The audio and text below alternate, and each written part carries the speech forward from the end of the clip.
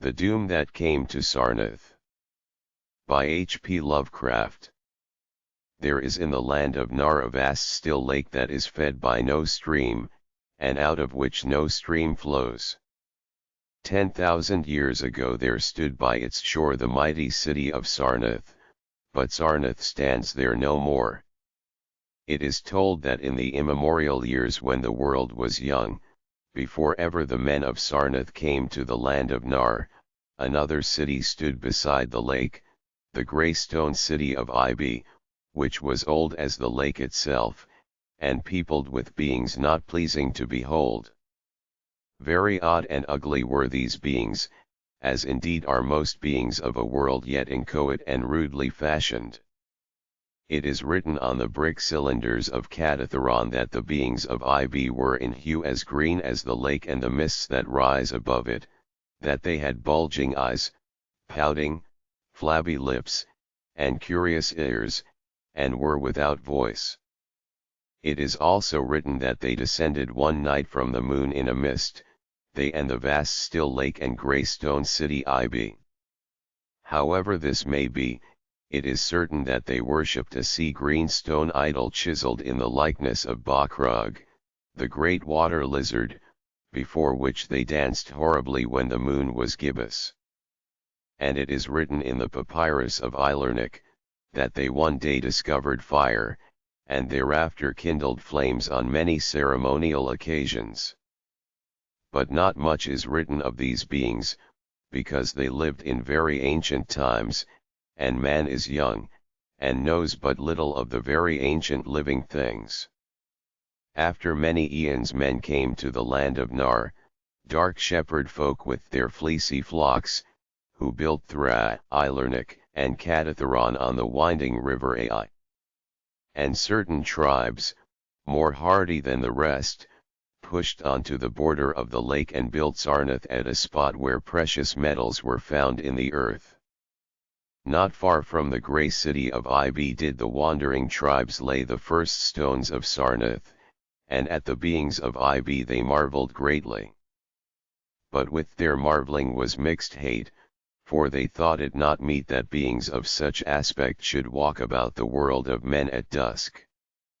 Nor did they like the strange sculptures upon the grey monoliths of Ibi, for why those sculptures lingered so late in the world, even until the coming men, none can tell, unless it was because the land of Nar is very still, and remote from most other lands, both of waking and of dream. As the men of Sarnath beheld more of the beings of Ibi their hate grew, and it was not less because they found the beings weak, and soft as jelly to the touch of stones and arrows. So one day the young warriors, the slingers, and the spearmen and the bowmen, marched against Ibi and slew all the inhabitants thereof, pushing the queer bodies into the lake with long spears, because they did not wish to touch them. And because they did not like the grey sculptured monoliths of Ibi they cast these also into the lake, wondering from the greatness of the labour however the stones were brought from afar, as they must have been, since there is naught like them in the land of Nar or in the lands adjacent. Thus of the very ancient city of Ibi was nothing spared, save the sea-green stone idol chiseled in the likeness of Bakrug, the water lizard. This the young warriors took back with them as a symbol of conquest over the old gods and beings of Ibi, and as a sign of leadership in Nar.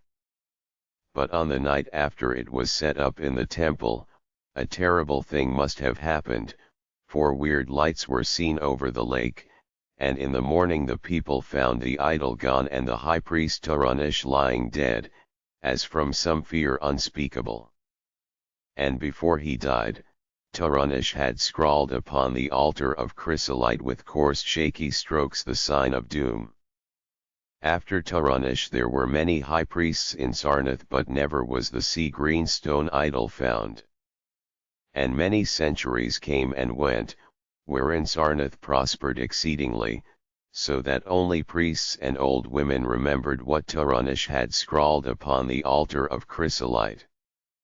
Betwixt Sarnath and the city of Ilernik arose a caravan route, and the precious metals from the earth were exchanged for other metals and rare cloths and jewels and books and tools for artificers and all things of luxury that are known to the people who dwell along the winding river Ai and beyond.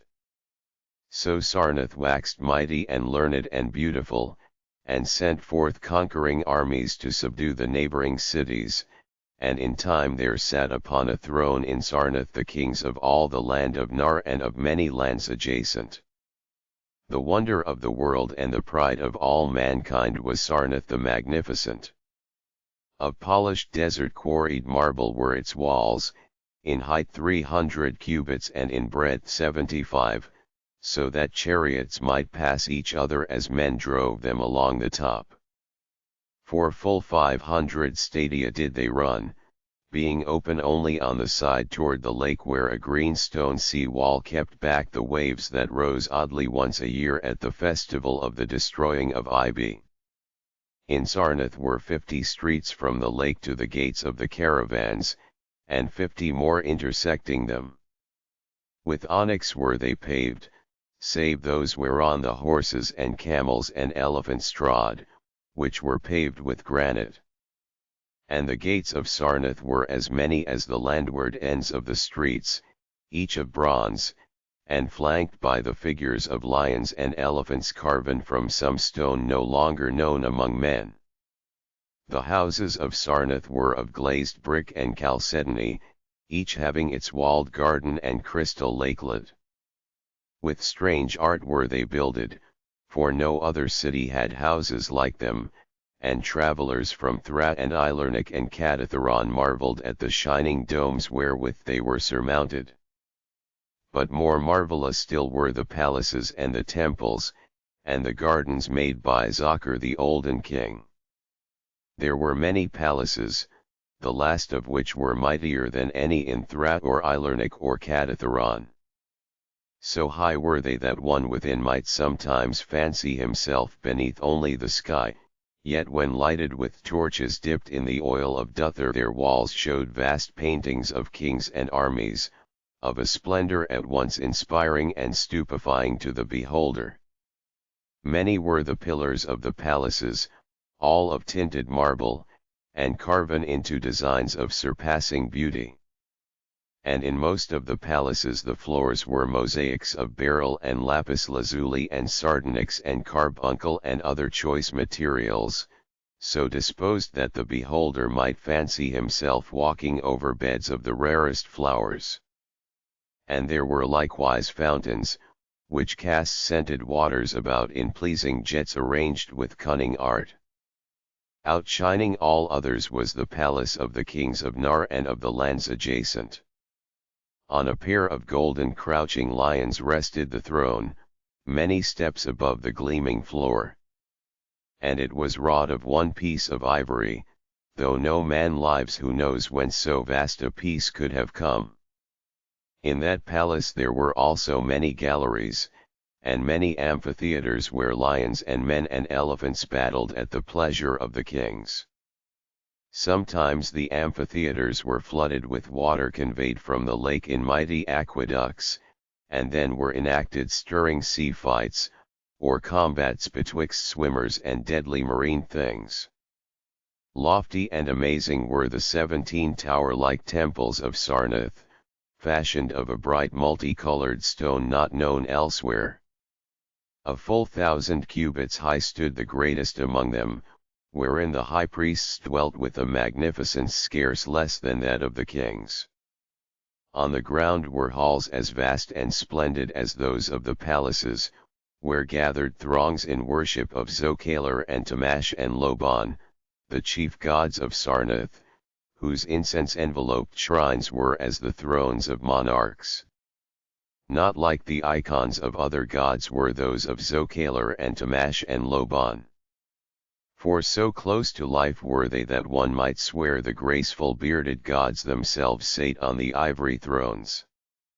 And up unending steps of zircon was the tower chamber, wherefrom the high priests looked out over the city and the plains and the lake by day, and at the cryptic moon and significant stars and planets, and their reflections in the lake, at night. Here was done the very secret and ancient rite in detestation of Bakrug, the water lizard, and here rested the altar of chrysolite which bore the doom scrawl of Tarunish. Wonderful likewise were the gardens made by Zakir the olden king. In the center of Sarnath they lay, covering a great space and encircled by a high wall. And they were surmounted by a mighty dome of glass, through which shone the sun and moon and planets when it was clear, and from which were hung fulgent images of the sun and moon and stars and planets when it was not clear. In summer the gardens were cooled with fresh odorous breezes skillfully wafted by fans, and in winter they were heated with concealed fires, so that in those gardens it was always spring. There ran little streams over bright pebbles, dividing meads of green and gardens of many hues, and spanned by a multitude of bridges. Many were the waterfalls in their courses, and many were the hued lakelets into which they expanded. Over the streams and lakelets rode white swans, whilst the music of rare birds chimed in with the melody of the waters. In ordered terraces rose the green banks, adorned here and there with bowers of vines and sweet blossoms, and seats and benches of marble and porphyry. And there were many small shrines and temples where one might rest or pray to small gods. Each year there was celebrated in Sarnath the feast of the destroying of Ibi, at which time wine, song, dancing, and merriment of every kind abounded. Great honors were then paid to the shades of those who had annihilated the odd ancient beings, and the memory of those beings and of their elder gods was derided by dancers and lutanists crowned with roses from the gardens of Zakir. And the kings would look out over the lake and curse the bones of the dead that lay beneath it. At first the high priests liked not these festivals, for there had descended amongst them queer tales of how the sea-green icon had vanished, and how Tarunish had died from fear and left a warning. And they said that from their high tower they sometimes saw lights beneath the waters of the lake. But as many years passed without calamity, even the priests laughed and cursed and joined in the orgies of the feasters. Indeed, had they not themselves, in their high tower, often performed the very ancient and secret rite in detestation of Bakrug, the water lizard? And 1,000 years of riches and delight passed over Sarnath, wonder of the world. Gorgeous beyond thought was the feast of the 1,000th year of the destroying of Ibi. For a decade had it been talked of in the land of Nar, and as it drew nigh there came to Sarnath on horses and camels and elephants men from Thra, Ilernik, and Kaitharan, and all the cities of Nar and the lands beyond. Before the marble walls on the appointed night were pitched the pavilions of princes and the tents of travelers. Within his banquet hall reclined Narjis Hay, the king, drunken with ancient wine from the vaults of conquered Noth, and surrounded by feasting nobles and hurrying slaves. There were eaten many strange delicacies at that feast, peacocks from the distant hills of Linplan, heels of camels from the Bnotic desert, nuts and spices from Sidathrian groves, and pearls from wave-washed until dissolved in the vinegar of Thra. Of sauces there were an untold number, prepared by the subtlest cooks in all Nar, and suited to the palate of every feaster. But most prized of all the viands were the great fishes from the lake, each of vast size, and served upon golden platters set with rubies and diamonds. Whilst the king and his nobles feasted within the palace, and viewed the crowning dish as it awaited them on golden platters, others feasted elsewhere. In the tower of the great temple the priests held revels, and in pavilions without the walls the princes of neighboring lands made merry. And it was the high priest Nakah who first saw the shadows that descended from the gibbous moon into the lake, and the damnable green mists that arose from the lake to meet the moon and to shroud in a sinister haze the towers and the domes of fated Sarnath. Thereafter those in the towers and without the walls beheld strange lights on the water, and saw that the grey rock Akurian, which was wont to rear high above it near the shore, was almost submerged. And fear grew vaguely yet swiftly, so that the princes of Ilernik and of Far Rokal took down and folded their tents and pavilions and departed, though they scarce knew the reason for their departing. Then, close to the hour of midnight, all the bronze gates of Sarnath burst open and emptied forth a frenzied throng that blackened the plain, so that all the visiting princes and travellers fled away in fright. For on the faces of this throng was writ a madness born of horror unendurable, and on their tongues were words so terrible that no hearer paused for proof. Men whose eyes were wild with fear shrieked aloud of the sight within the king's banquet hall, where through the windows were seen no longer the forms of Narjis Hay and his nobles and slaves, but a horde of indescribable green voiceless things with bulging eyes, pouting, flabby lips, and curious ears, things which danced horribly, bearing in their paws golden platters set with rubies and diamonds and containing uncouth flames. And the princes and travellers, as they fled from the doomed city of Sarnath on horses and camels and elephants, looked again upon the mist-begetting lake and saw the grey rock Akurian was quite submerged. Through all the land of Nar and the land adjacent spread the tales of those who had fled from Sarnath, and caravans sought that accursed city and its precious metals no more. It was long ere any travellers went thither, and even then only the brave and adventurous young men of yellow hair and blue eyes, who are no kin to the men of Nar. These men indeed went to the lake to view Sarnath, but though they found the vast still lake itself, and the grey rock Akurian which rears high above it near the shore, they beheld not the wonder of the world and pride of all mankind. Where once had risen walls of 300 cubits and towers yet higher, now stretched only the marshy shore, and where once had dwelt 50 million of men now crawled the detestable water lizard. Not even the mines of precious metal remained. Doom had come to Sarnath.